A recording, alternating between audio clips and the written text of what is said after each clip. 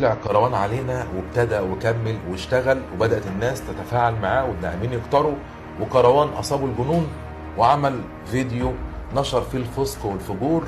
والفيديو كمان يعني أنا ولا أقدر أحط بلور ولا أقدر أعرضه للسادة المشاهدين عندي. فيديو إنجي حماد.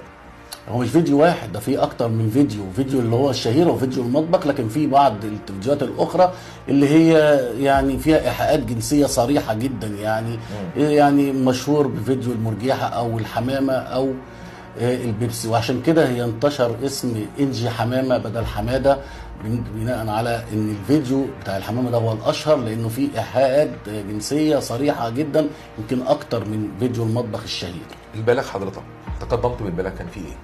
قدمت بلاغ بتهم نشر الفسق والفجور لمباحث الإدارة العامة لمباحث مكافحة جرائم الآداب وإساءة استعمال الإنترنت. يعني قدمت البلاغ بالتهمتين دول، وطبعا هو الإدارة مش محتاجة حتى إن حد يقدم لها بلاغ، لأن في وحدة رصد موجودة في وزارة الداخلية وطبعا في مكتب سيادة النائب العام يرصدوا هذا المحتوى السيء، لكن احنا بس مجرد بنقدم ليهم مع يد المساعدة. قدمت يعني بعض المعلومات اللي ترشد عن المتهمين زي صور البطايق وكده، وساعدتهم فاستصدروا اذن من النيابه العامه وقبضوا على انجي حماده وقانون الاجراءات، واكتشفوا ان هي كانت بتعمل لايف اثناء القبض عليها، وكمان ظبطوا معاها مخدرات كانت بتقول ان هي بتقدمها لراغبي المتعه المحرمه.